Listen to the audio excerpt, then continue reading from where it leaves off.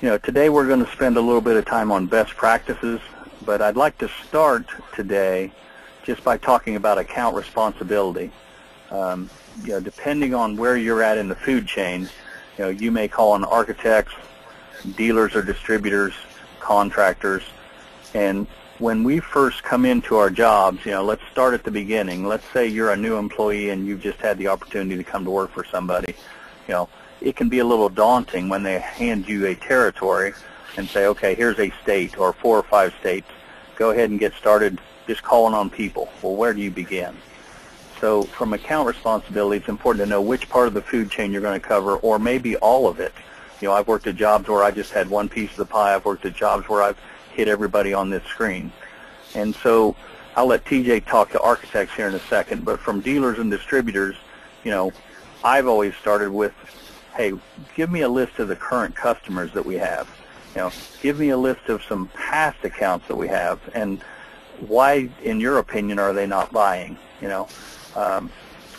Some people go by net return, so you look at the net return, and I say, okay, everybody below the plan average, I'm going to make sure I call on these people and find out, why we're not making more progress with them. By the same token, it gives you something positive to talk about when you go out to see somebody that's above the plant average. You say, okay, here's somebody that's doing a pretty good volume with us, and they're actually making some more money. I make a list of sales calls of people, some of those top people, the top current customers. You want to make sure that you get out there and you see the top people, regardless of your account responsibility. Who are your number one customers? Who's driving the business for you? That's typically a pretty small list. If you think about the 80-20 rule, 80% of your business is driven by 20% of the people. When we talk about contractors, there's contractors that use your product and there's contractors that don't use your product. Who's bidding the big jobs in your area? And then claims. Who's complaining? Somebody that's complaining for some reason. It's easy to go somewhere else if you're unhappy. By the same token, if you're going to file a claim or if you're going to be a complainer of some kind, that's not necessarily such a bad thing. If that's somebody that's involved in your process, that's involved in your company, that's involved with your business, and they're having a complaint, it's because they're giving you an opportunity to prove yourself. Give them some attention and let them know that you can do things a little differently. TJ, you want to talk about architects? I do. Architects are primarily my area of responsibility. I don't call on too many contractors and virtually no dealers or distributors. We have other people in the organization responsible for that. So as Chad said, in my particular role right now, it's just one responsibility. But in terms of architects, the first thing that you got to ask yourself if you are new to the industry and to product representation is, who is my target? Who do I want to call on? Because in any given area, there's hundreds, if not thousands, of architects. There's many, many out there. So where do you start? And as Thad said with the contractors and dealers as well, it's from the top on down. We generally look at things, I look at things from a pyramid type of a standpoint. And I always start at the top, so with the most influential architects, the architects with the largest net volume of work, and those are easy things to find out through services like Dodge and Reed and many of the construction reporting services that are out there. One of the things I do is attend industry association meetings, and we'll talk more about that later in the presentation.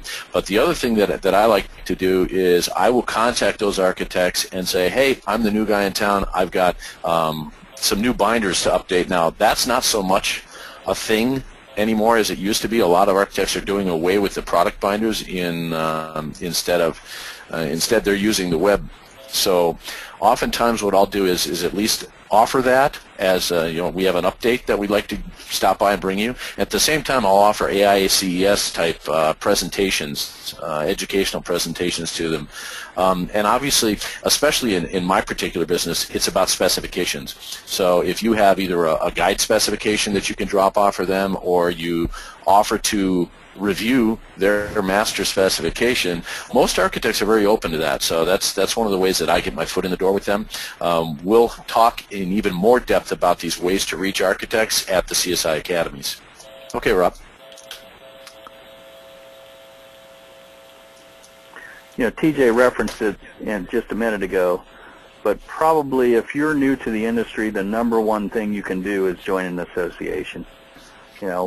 TJ and I tend to be focused on architects, so if you think about AIA, DBIA, BX, the Door Hardware Institute, IFMA, facilities management, and obviously, since we're both involved at a high level at CSI, we've got those in a little bigger letters. But there's so many reasons to join an association. Number one is just to have some like-minded people. It's nice for me to go to different meetings and see the people that I interact with, whether it's a product rep or whether it's an architect, an engineer, or a contractor. I tend to find that the people that I see at meetings become my friends, and I've got folks that I used to work with in Columbus, Ohio that have moved to Florida. I've got people that I know in Atlanta. I've got people that I may not want to say this, but placed bets with over national championship games out in Seattle. There's a lot of that goes on. There's a lot of good-natured chiding. It's a great way to get your name out in the community. It's a great way to get people to know who you are. It's a fantastic way to find out who the players are. Any association that you're in will give you an opportunity to... Yeah, associations are probably the number one way that we network and get to know other players. And knowing who the players are, that's the chief number one way of doing it, is to get out there and attend association meetings. So, the final bullet point on there is so important in terms of getting involved. I often tell all of our representatives that it's not enough to just join an association. You've got to be active in it. So again, as we've said before, you'll get out of it what you put into it. It's just like life. And so if you attend a meeting, that's great. You'll meet some people. But joining a committee or being an officer, being on the board, it absolutely will get you involved. And by you getting involved, people are going to get to know who you are and your company. So as some of the other points that we make here about it helps you build your business. I mean, I always ask myself at the beginning of the day, when someone thinks of, in my case, it's doors and hardware, but whatever your business is, whether it's drywall or concrete or glass, when somebody thinks of that product, your name should be the first name that pops into their head. So everything that you do should be geared towards getting yourself out there and getting known as that resource. So you go to the meetings, you will learn, and you'll learn various things. Sometimes you'll go to a meeting that, for me, roofing, for example, has absolutely nothing to do with doors and hardware. But for me, it's gaining knowledge about all the different products in a building can sometimes have, sometimes that can be the foot in the door that I need to relate with an architect. Maybe I've learned something about roofing that happens to affect a project that they're working on, and I can speak to that. And they look at me and go, wow, this guy's more than just a door dork, as I've called myself. I mean, maybe now this person respects you as somebody who knows a little bit more than that. So it's all about learning, and definitely find a mentor out there. That associations are fantastic ways to do that, and not just CSI or AI or some of these general ones, but any specific industry has an association. Whether it's concrete or glass or roofing or whatever it may be, every industry has an association. So get involved in that, and again, the more you put into it, the more you'll get out. Thad, I'm sure you have something to add to that. Well, it's interesting, CJ. Or TJ, you mentioned the fact that you get into what you put out. One of the very first meetings I went to for CSI, we were looking at forming a student affiliate with our local chapter. And I was silly enough to raise my hand and said, yeah, I'll help do that. And I had a couple of the older members that actually came up and said, you have no idea what you got yourself into, But what it's gotten me into is it's led me to national service for CSI. It's given me a network of people in the architectural community and the student community across the country. It's gotten me the Drozdo Award. I had the opportunity to win that because of some of the service that all came from me raising my hand. When I came to one of my first CSI meetings, I was not an officer, I was not on a committee, I was not anybody in the community other than just I was a new product rep that was trying to get involved, and it sounded like something interesting to do. Now, that goes back to what TJ said. You're building your business because you're interacting with the professionals that you do business with in a like-minded manner, in a way that you can have the opportunity to work with them hand in hand on a project that means something to you and to them, and you gain a tremendous amount of respect that way, and you end up with a different relationship than you would ever have when you sit in their office as the product guy hawking your lace product. Rob, next slide. TJ, I'm turning you loose on this one, my friend. Oh, baby, let me go. Well, it's easy to say get certified, but the real question is why? Why would somebody go through all the trouble that it takes to get certified? Well, there's a lot of reasons, and most of them you can find on the certification page on the CSI website. But if you need any additional reasons, just ask me or any of the other people that are certified in CSI. But one of the main reasons I got certified initially was, first of all, as I was getting more and more involved in CSI and in product representation, I realized that in order to earn the respect of others in the industry, I needed to get certified because there were others around me, competitors, fellow workers, that were certified as well. And I thought, you know what, if I want to play in this pond, if I want to swim with the big fish, I've got to have the same credentials. I've got to have at least the same qualifications, if not more. And so that's one of the reasons I got certified. But, you know, through the process, I found out that there's so much you learn through the process of certification. Even if you never take the test or never even pass the test, the process of going through the study guides and going through all the studying you do to prepare for an exam, that's really what it's all about, because that's where the knowledge resides, and that's where you learn. I've always said that it's not about the initials behind your name. It's what's between your ears that really matters. And so, in addition to the CDT, which is a prerequisite for the 3 certification exams offered by CSI, the CCS for Certified Construction Specifiers, the CCCA for Certified Contract or Construction Contract Administrators, and the CCPR, which is for Certified Construction Product Representatives. The CDT is a certificate program which is a prerequisite for all 3 of those, no matter which track you happen to be in or industry. In addition to that, I strongly encourage industry-specific certifications as well. For example, here I'm using AHC for door hardware professionals, for architectural hardware consultants, and there's several other certifications that are specific to doors and hardware, but every industry, almost every industry, has additional certification programs. Seek those out. It really adds to your knowledge in going through the process. It builds your confidence. When you walk into somebody's office and you've got those initials behind your name, it does earn respect. It really does. And I've been a big proponent in industry associations in doing more to promote those certifications outside of the association's own ranks, to really make sure that the customer that I'm calling on, in this case an architect, actually knows what those certifications mean.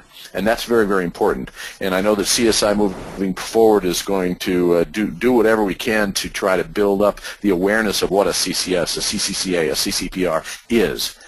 So it's about recognition, and it's about acceptance. I used to know some specifiers back in Minneapolis that actually would not allow you in the door unless you at least had CSI behind your name. You were at least a member, and they would prefer to deal with somebody who was certified as well. So it's about gaining that acceptance, that respect in the marketplace. So certification, I can't say enough about it.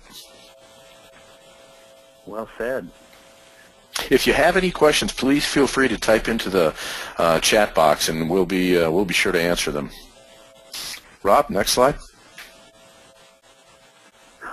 Trade shows. Boy, TJ and I, both of us could talk for a long, long time about trade shows. I hear all the time from reps that say, oh, trade shows are dead. You know what? Those are guys that probably didn't do any work before the show. They showed up at the show. And so I'll start with the before the show information, and then we'll kind of join in together. TJ will start at the show and go from there. But, you know, I travel 16 states. I touch 16 different states, and several of my friends cover the entire country. If I'm going to go to a show, I have the opportunity to sit in one place for 3 or 4 hours and have 15 or 20 or 30 architects come to me, as opposed to me having to spend the time and money for my company to spend 2 or 3 weeks out in the marketplace seeing some things. So I spend time before a show. I network with the people that I know, my target list in that area, some friends in the architectural community that I have, and I let them know I'm going to be there, because I want them to come see the wares that I have. So if I have something new to share, if I just have something I'd like to touch base with them on, a job we'd like to handle, I'd much rather have them come to me than me have to go to them. From a time and management and cost perspective for your company, that's a fantastic tool.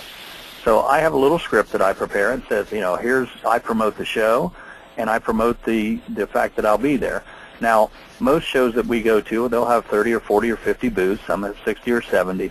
If you had an architect in your area and you were part of the people that reached out, and there was 20 or 30 or 40 people that reached out to that architect in that area and said, hey, I'd like to see you at this show. This show's going on. Here's something you'd like to do. Perhaps come by and see me at the booth. At that point, that architect would say, oh my gosh, I better get there. There's a lot going on. So it makes sense for us to go do some pre-work before the show. Also there's the logistical part of the puzzle of having my show materials ready, whatever my samples are, whatever my literature needs to be, make sure I have my booth in good shape. So, that's all done before you even head out the door to go to this aptitude. There's there's two other legs to this, and one is at the show. So, TJ? Yeah, and as Thad very well said, I could probably talk for hours about at the show and what is expected and best practices and things like that. I used to be kind of a trade show Nazi with an old company I used to work at, if I can use that term.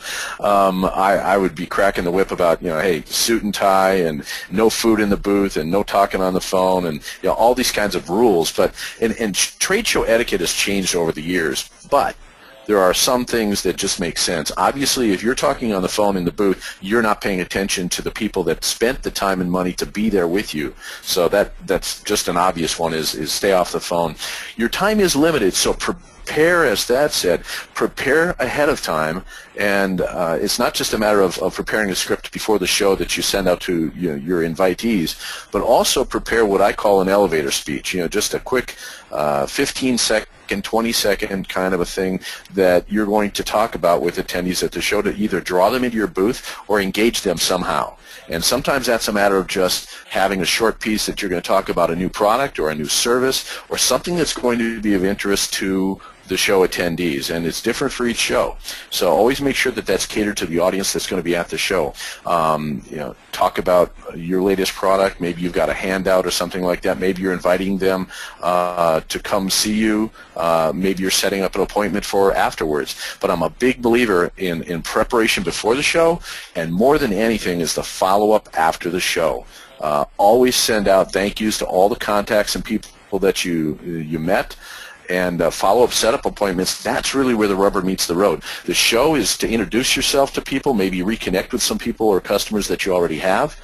But after the show is where now you're going to cash in on all of those, I call them harvesting the seeds that you planted during the show. So you're going to be harvesting those and hitting all of those contacts. Maybe you've set up educational presentations with them, face-to-face calls, boxed lunches, all of those things. But that follow-up is really what the show is all about. But don't forget to thank everybody that stopped by your booth and met with you. Thad, you can probably add to that. Yeah, well, just one quick note about a show, and it's something that I don't think a lot of people that are there, they have the whole day that they've planned out. They're standing in that booth. You're in that 10-by-10 space for 1 to 3 to 5 hours, depending on how long the show floor is open. But you need to think about your customer. Why are we there? We're there for the customer. We're there for that contact. We're there for that interaction. If you have 90 minutes or 2 hours or whatever, you've got 60 booths, and an architect has, let's say there's 60 booths in the show, and he's got an hour and a half between classes and the other things that are going on in the networking he wants to do with the friends that he has there or the classes that he's attending. It's unusual to have anybody say, I've had architects that say to me, look, I've got, a minute and 32 seconds at each booth if I see everybody. So I'm hand-picking people that I want to go see, hence the reason you need to do your networking beforehand to make sure you're one of those 15 or 20 people that he's going to stop and see. And then like TJ says, it's important to have something that you can let them leave with. Think about the fact that if you went to a place where you met 15 or 20 new people and saw 30 or 40 people that you knew, and you had 2 or 3 minutes with each one of them, which is about what you're going to get if you get good quality time. You don't want to command their time because then they'll never come back to your booth. The next time they'll see you and give you wide berth by saying, oh, that guy will have me tied up for 20 minutes, and I don't have 20 minutes. I like to have something that I can hand out to them, even if it's a business card. That's the cheapest advertisement you can get. But I like to have a handout where I can have a tickler. It's my tickler file, it's their tickler file, so that they can remember what I talked to them about, So when they get back to their office and they sit at their desk where they have, as we travel, our cars are our offices, our hotel rooms are our offices with all the electronics that we have. But when an architect sits back at his office, that's when he's in his natural environment. And when he's in his natural environment and he or she has time to think about things and be able to follow up from the show, I want them, if I have something I wanted them to remember, I want them to have that in writing in front of them so that they can go, oh yeah, I saw that and he was talking to me about that new roof board product. I better give him a call. Or when I call him back, he says, oh yeah, I talked to Thad and he talked to me, just touch base on that. So, those are the types of things that give you the tips that help you make a successful show. And then let's talk about expectations. If you look at the last line on the slide, if I can go to a show and I can look back a year later when I'm planning to go to that show again and I can say, okay, I got one job in the last year, one good-sized job, or I have one architect that was not specifying my product regularly that is doing so now. You talk about a successful show from a company standpoint for $400 or $500 or $600 or whatever we spent. That's money well spent. That's time well spent. And that's something that a lot of marketing departments aren't able to measure. So getting that one job out of that show is absolutely positively a successful show. But marketing departments, your marketing department for your company, may not understand that and may not know that. So it's an important thing to take into consideration. But that's absolutely right. If you get even one job out of that show, it was worthwhile. Rob?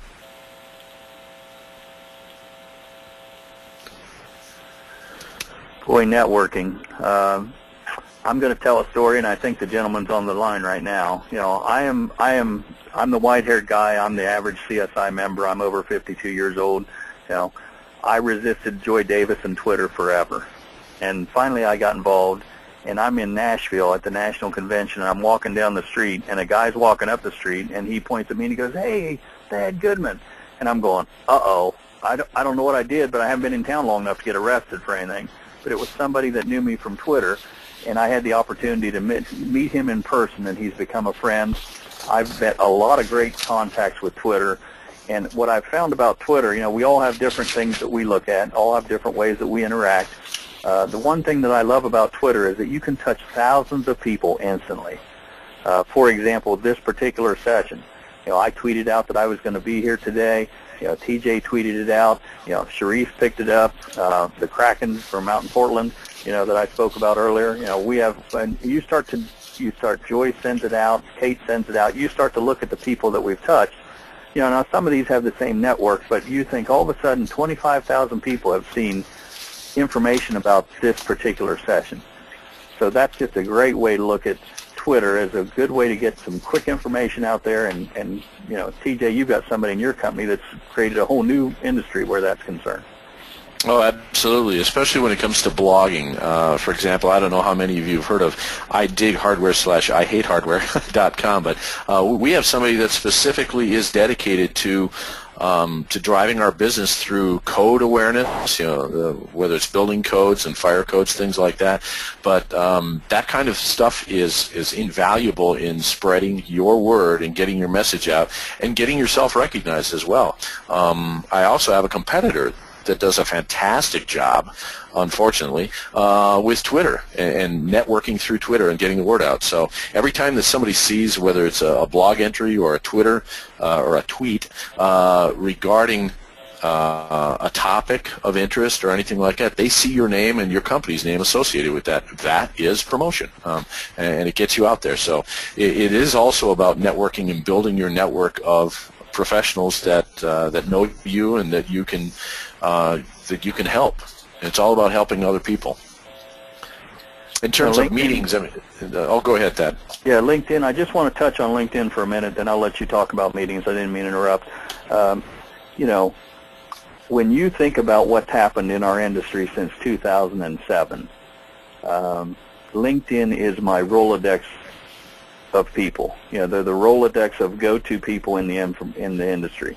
If I go in to see an architectural firm, I'll often reach out to some of the people that were the frequent talkers, or they were seem to be the leaders of the group, maybe the person that's involved in the setting up the box lunches, and like us, in the product representation piece, architects move around some too. They get better opportunities.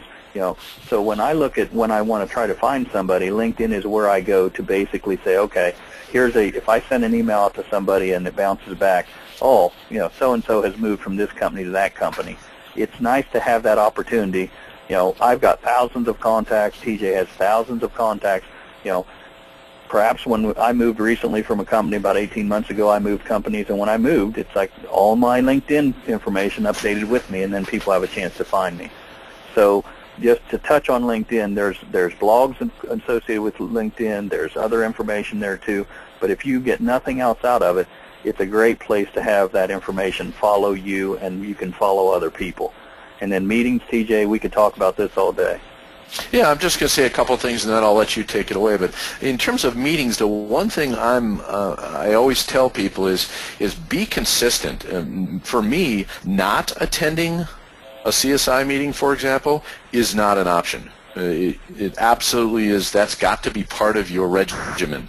And so if you get in the habit of attending every meeting, you will get known. You will be known by those people, and you will know those people. It goes both ways. So be active at those meetings too. Don't just show up, get a drink, and sit down, eat, and go home. That's your opportunity to shine. That's your opportunity to connect with your customers and your clients, whether it's specifiers, architects, even other product reps. That's important. So that. I had a young lady who joined CSI. It was a millennial. She joined CSI, and within a year, when it came time to renew, she basically said, I'm not so sure I want to renew anymore. I'm not getting my architects to write a lot of specs for me. So she thought if she joined CSI, within a meeting or two, she'd know all the architects in town, and it was their job to come to the meetings, and they'd start writing her specs because she was a member as well. So I said, interestingly enough, a lot of people don't know who you are, and I would ask you to do one thing. If you would work with me on the membership committee over the next year, like TJ said, you'll be at every meeting, you'll have the opportunity to get noticed, you'll know their name, they'll know your name, you have a reason, if for no other reason, you have a reason to reach out to any architect you want, any time of the month, any time of the day, so that you can say, hey, would you like to come to this session? It's an automatic key to be able to get past the gatekeeper. I'm so-and-so with CSI, and I'd like to invite so-and-so. So it was a great opportunity to have some interaction. And then one of the things that happened, the transformation was really interesting. She started going to other meetings as well, started bringing some of the best practices from other chapters into our chapter. And for example, I'll give you a couple things here we have listed that may not mean anything to anybody that's looking at it. In the Indianapolis chapter, they have what they call the Handshaker Award. And one person is picked to basically shake hands with as many people as they want. They pick a number in their head, let's say 12. And the 12th person they pick, they shake that hand, that meeting, 12th person that they interact with, that person gets a gift card, and that's announced at the end of the meeting. Sometimes it's Starbucks, sometimes it's a bottle of wine, sometimes it's something a little nicer. But what it does is it encourages people, everybody knows it happens, and so it encourages people to have interaction with each other and to shake hands. So it encourages interaction. It's a great little icebreaker game. Another chapter that I go to, they have, anytime a visitor shows up, we have people that are looking for their visitors and having interaction with them and want to eat with them because they have a buffet line with a relatively big chapter, and the visitor, whoever the visitor is or the visitors, those tables eat first. So they get in the line first. So all the chapter members understand if they see a new face, boy, it makes a lot of sense to go ahead and get to know this person, and maybe we'll sit with this person and have some interaction with them and tell them about CSI, and I'm going to get to eat my dinner a little quicker. There's another game for a meet and greet session that just happened in Louisville, where we basically had a situation where it was built off the Oscars, the envelope please, and any new member that came, there was a new member meet and greet, any new member that came, they got a red envelope with some questions about CSI.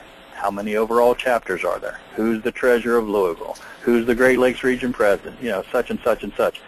The older members were instructed that the game was going on, and anytime they saw a colored envelope, it was their job to help network with those folks and help them answer the questions.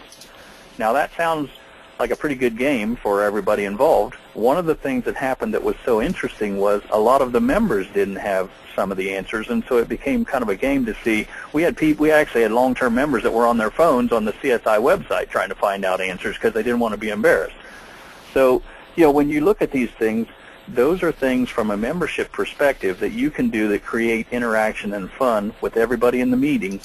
And maybe you just thought up the game. Maybe you didn't. Maybe you're one of those people that's not real forward. You're not real, you're not real boastful. You don't like to get in front of a crowd. But yet you can drive these type of programs and add value, even if you're an introvert and not an extrovert.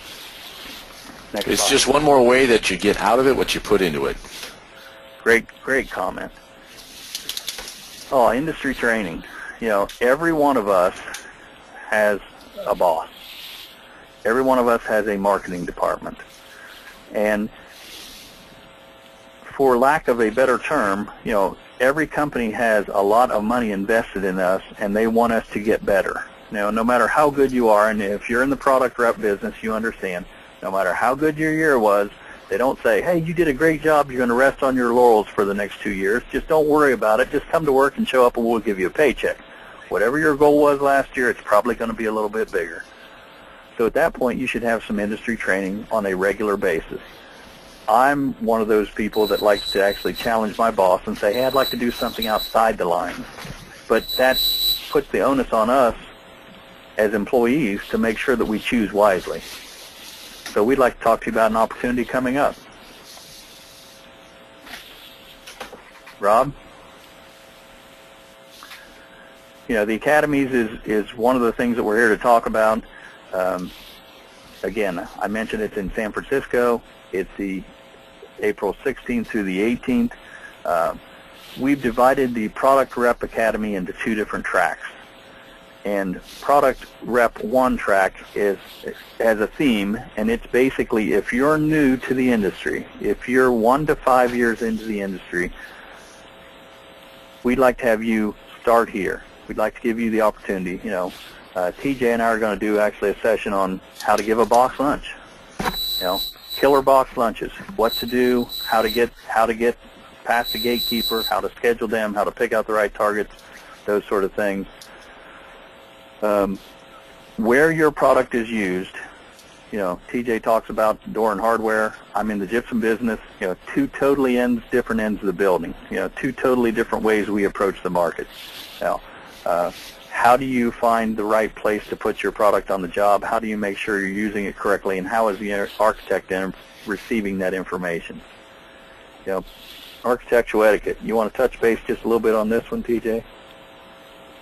Sure. I mean, there's a lot of things in terms of etiquette with architects, do's and don'ts, if you will, when you're calling on architects. Very important to know and remember those things. That's one of the things that we're going to talk about in the product representation track 1, and that is just what are the do's and don'ts when you're calling on architects. And we're not going to get into that kind of detail right now, at least, but just know there are certain things such as when you're giving a presentation, for example, don't turn your back to people, or when you're calling on an architect, always make sure you have an appointment. Don't, for example, don't make cold calls. There's no such thing as a cold call on an architect unless you're ready to fail.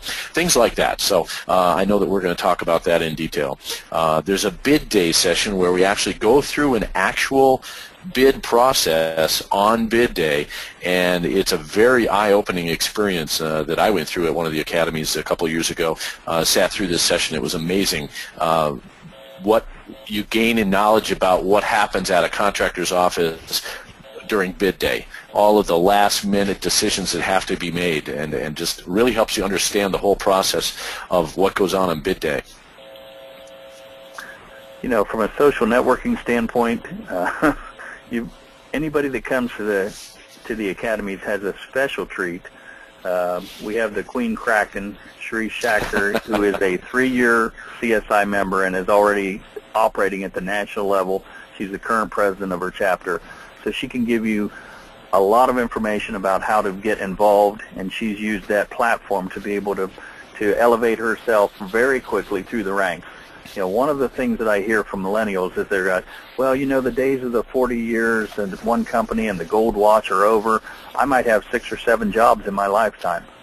what a better way to get known than to use the tools that we have, the electronic tools that we have out there, the social tools that we have, to be able to go out and get yourself known and raise in the ranks early. And that goes back to some of the things that we've talked about, meetings you attend, associations you get involved in. So all these things will be covered if you're new to the industry. The Product Rep 2 track, if you've been in the industry for 10, 12, 14, 18, 20 years, we've developed some classes that are minimal instructions, maximum sharing. So a guide specs review, for example, one of them is bringing your guide spec to work, and we're actually going to join with the contract specification track. So you'll start with a small tutorial about how to write a guide spec or what a good guide spec is, information you can take back to your marketing department to help clean yours up in general. And then we're actually going to join, with architects from another class. We're going to sit down together, so you'll have some one-on-one instruction with your particular guide spec. This is not just a general class where you learn about things you may have already known. You're going to have a professional in the industry that will be able to go over your specification with you, get out their red pen or their blue pen or their green pen or whatever pen they color, whatever they want to use, and this is really good, this is really bad. Here's how I read your specs. So you have a professional looking over it to say, here's what we think is positive, here's what we think is negative, and it will give you the tools to go back to your marketing department and make yourself and your company more effective. So if nothing else, this is something that your boss would be able to say, oh, gee, CSI used to have that documentation review. That was like $3,000. I can send my product guy there, and he can get all this other instruction, and we can have this done at the same time. Best practices, we're going to talk about best practices. We've done some of that as well. Data mining for big jobs. There's data mining, and then there's data mining that's a super level. If you've got the Viking Stadium, which is a 5-year project, and it's a $1 billion project, that's one of those things that you think, oh, how do I get involved there, and how do I keep involved, and how do I make things happen? There's another opportunity to be able to share. And one of the things that we're going to do there, we're going to bring somebody in from FW Dodge, a regional person there, but you will also be asked to submit one of the projects that you would like to know about, some of the projects maybe you're having trouble finding information on, so you'll have that interaction on a one-on-one basis there as well. Business ethics. Have you ever had that situation where you've sat in a bid day room, or you've sat in a meeting somewhere, you've had a customer say something to you that you're not quite 100% sure that it's on the up and up? Ethics in general. Things are changing with the electronic tools that are out there now. There's a lot of changes in the way our industry moves, and so at that point it's like, okay, what's right, what's wrong, how are we moving forward? We're going to have some architects on a panel where you can ask those questions that maybe you would not ask in a regular sales call, but you'd like to have an open forum in a safe environment where you can have that opportunity to talk about it. And all of these classes that you see on that right-hand side are ones that require some pre-work. If you're going to register for this, you will be asked to submit some personal information or a personal example about yourself. So this is your opportunity to do the pre-work like we talked about with going shows. You have the opportunity to find out something that you're interested in that'll be discussed while you're there, so you can get your questions answered. And the hope is that we'll have product reps in the class.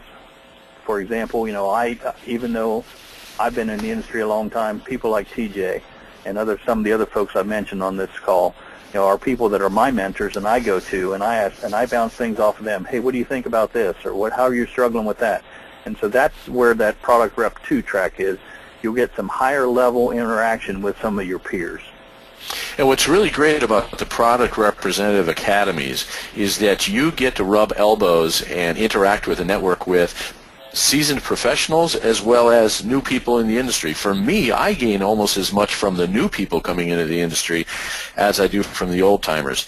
And having attended several of the academies, I have found them to be absolutely fantastic for sharing best practices. That sharing of ideas with other reps is the number one thing I get out of these, even above and beyond the sessions that I attend. So I just can't say enough about it. I've never come away from one of the academies without just a profound sense of accomplishment and a profound sense of learning from all the various people that are there. It's just a fantastic environment to learn.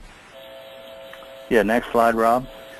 Yep. Before we move on, I do have a quick question here from Elaine Willis. She was asking, do you have any suggestions for having a presence in an office that no longer has a physical product library, as most of them are disappearing? Oh, that's a great question. That calls to mind a situation I had in Asheville, North Carolina. I walked into an architect's office just 2 years ago, and we have about 6 or 7 product lines under Allegiance, so I'm carrying this big box full of catalogs.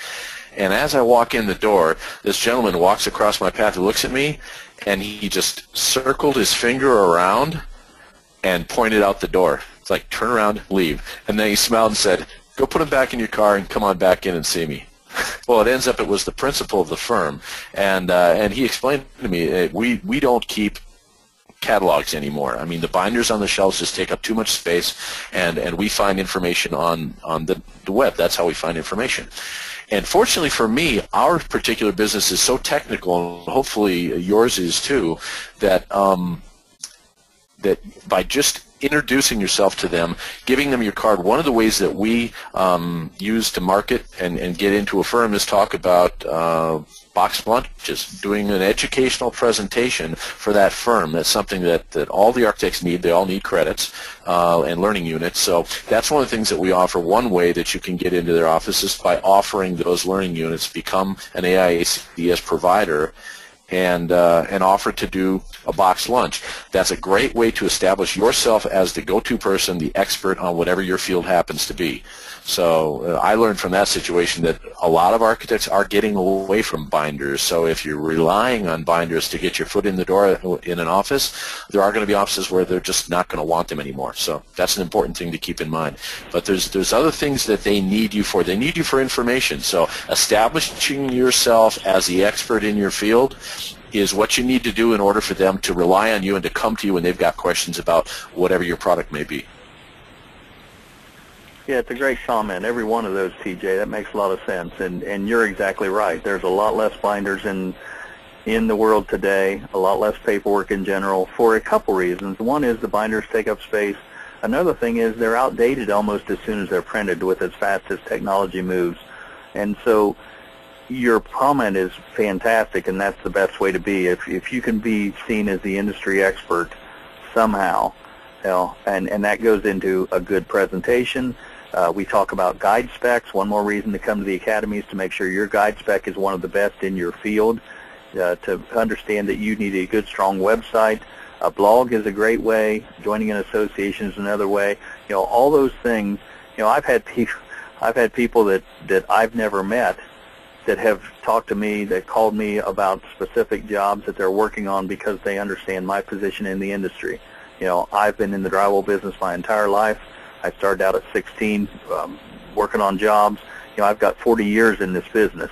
And so if you look at my Twitter handle, if you go to the description part of it, it just says Gypsum Guy, because that's how I want people to know me.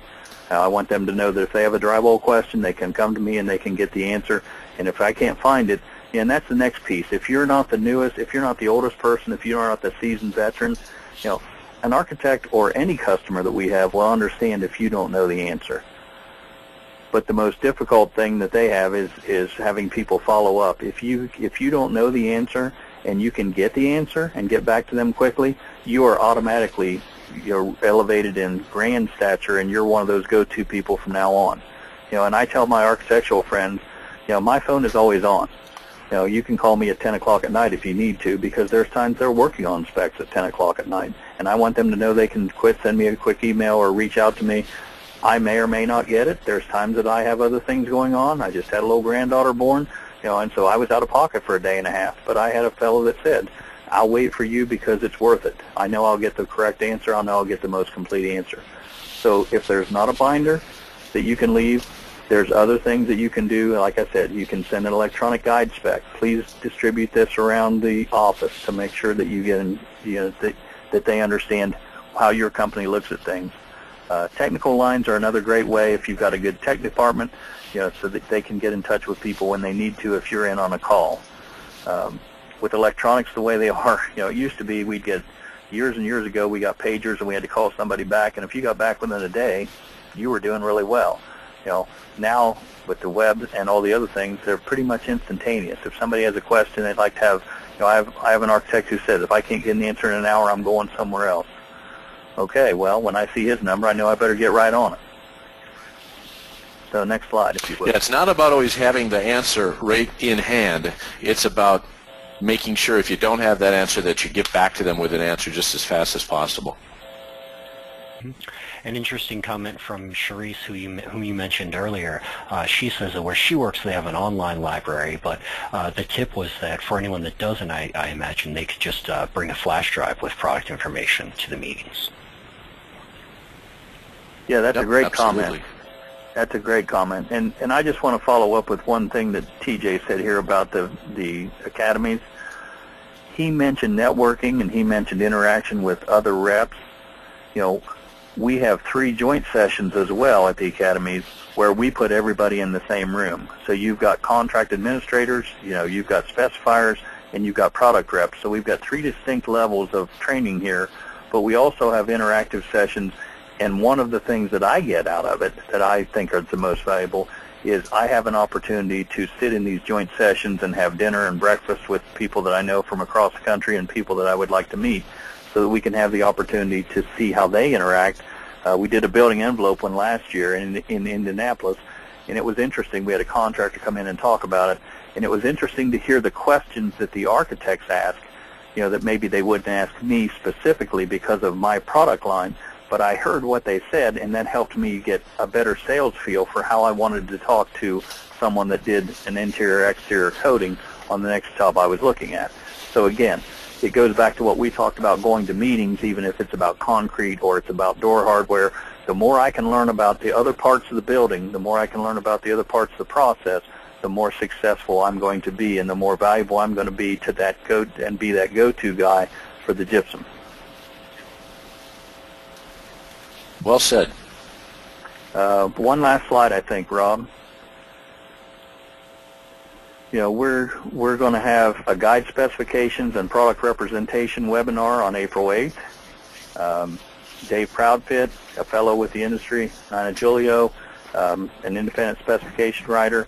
We've got some people that are out there that are going to talk about guide specs and product reps and how that interacts. So, in addition to the academies, if you can't make it to the academies, here's a free product webinar, or if you have some more information that you'd like to think about before you go to the academies and register, here's one that's coming up that would be a great opportunity for you to sit in your office like you're doing today and hear a little bit more about what we're going to be talking about there. And Rob, I think at that point I don't know where we're at on time, but it seems like we sure have talked a lot, TJ, so maybe we have a couple other questions.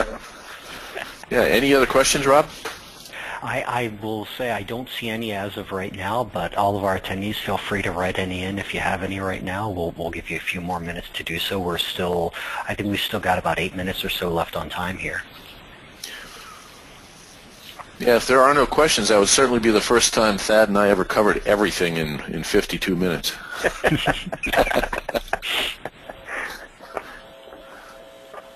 I saw some of the folks on the line. One of the things for those of you that are out there, we get a kind of a list of who is actually dialed in if you've been good enough to put your name in. And so we see some of the people there, and we just assumed there would be some heckling. And so thank you very much for those of you that have been good enough not to do that so far. And we're not going to name any names, Casey. Whoops. Charisse wanted to know if you're buying dinner at the academies. I will be happy to buy dinner as long as she wears her Ohio State shirt.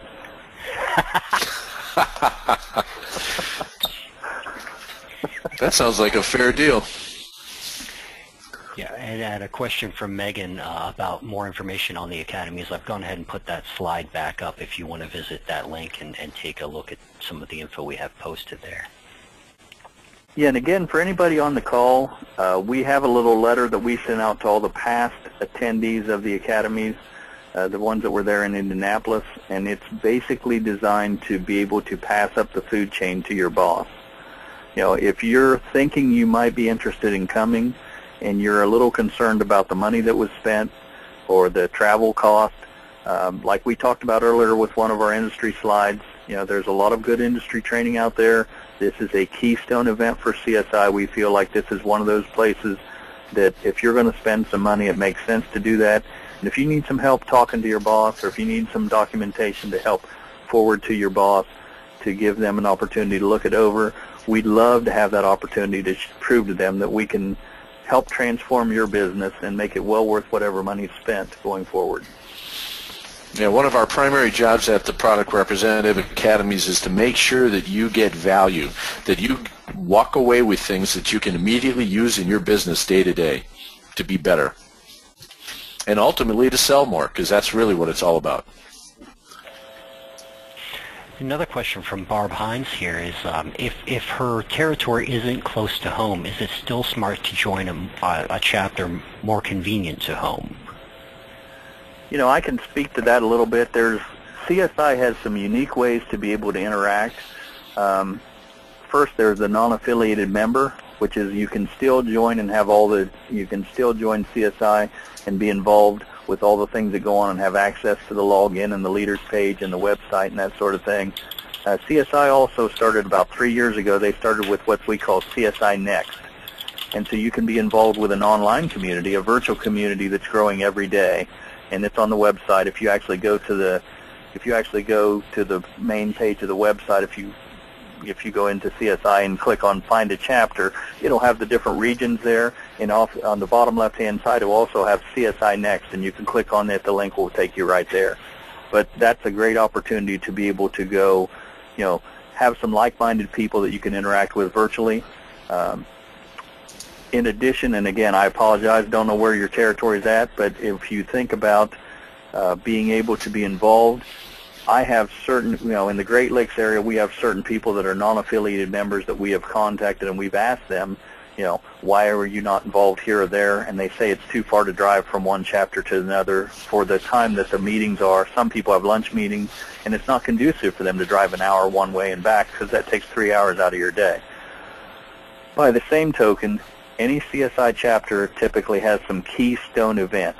So you can be involved in a chapter if you're just involved in their trade show or their golf outing or their year-end awards. There's different things that each chapter does that are creative as well as a business function. And so I would recommend, if you wanted to join and be a non-affiliated member, a CSI Next member, if you couldn't go every single month, you can still have an impact and you can still gain some of the CSI positives that you have if you just pick out those keystone events and travel a little bit to a certain chapter. Yeah, I mean, I find the CSI chapter activities so worthwhile that I do belong to 2 chapters. Many product reps belong to multiple chapters depending on how large their territory is, and obviously they find it worthwhile to interact with the various architects and specifiers in their area. One chapter I belong to is an hour and 45 minutes away, and the other chapter is an hour and 15 minutes away, and I make it to every chapter meeting. And most of the board meetings too. But it's worthwhile. Otherwise, I wouldn't do it.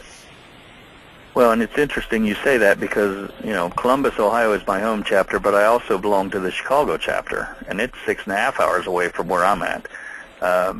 But the advantage that I have is I get their chapter newsletter and I get information like I'm, as a regular member, and I attend enough events that it pays for the extra cost that I have. Plus, I'm involved in their network. So if you can't even make it to everyone, there are benefits that you get when you're on the membership or you're on the membership list for that particular chapter. So, TJ, you bring up a great point there. Yeah, and what I try to do as well is I try to combine, obviously just due to company resources, I try to combine sales calls and specification calls whenever I can with those meetings. I try to make it coincide with the meetings so that I'm being effective with my time as well. Well, if there's no further questions, I, for one, want to say thank you so much for everybody for attending today. Well, actually, closing out, we did have one more if we can squeeze it in. I think we've got Excellent. time for it. Oh, yeah. Just a quick question on, are there any suggestions on how to get in touch with the relevant person in an architect office, like the spec writer or the principal architect? Often, one only gets to speak to the responsible person of the material library. That's a good question. This is going to sound like a simplified or oversimplified answer, but when you talk, when you call the firm and you're talking to the receptionist, whoever that may be, ask who is the project architect on this project, or who is the specifier who's handling this particular project.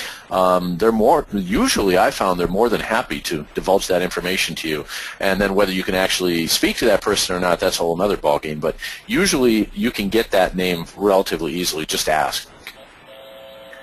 Yeah, I've got a couple other suggestions. On one hand, if you think about some of the things that we've been talking about today is an electronic world, and I never go to a firm that I don't look at their website first, just to see, who the principals are, who's involved, whose names are on the projects that are out there on the website. I typically know the type of work they do, and they're on my target list anyway because I can't just stop in everywhere. But at that point, it's like you've got names that you can ask for, you've got some people that you'd like to talk to, and then if you're looking for a specific person, oftentimes that comes back to a specific job that you're looking for. So if you have a Dodge service or a BX service or a Reed service, go into there's sometimes on Dodge there's a name listed there, but it's seldom the right name. If you go into the Division 1 documents, the bid documents, the procurement documents, those are the types of things. Typically that person's email is in there somewhere, so that you could send them an email directly and get whatever question you had or the contact that you're looking for. And again, this is a great reason to get certified. It's a great reason to be a CDT, so you understand how that documentation process works through CSI, and you can start to pick up these little tips. Those are the things when you go through classes like this that you see on a regular basis. It's like, oh, this is how this job works. This is how the documentation goes together. This is how I find the right person to get to.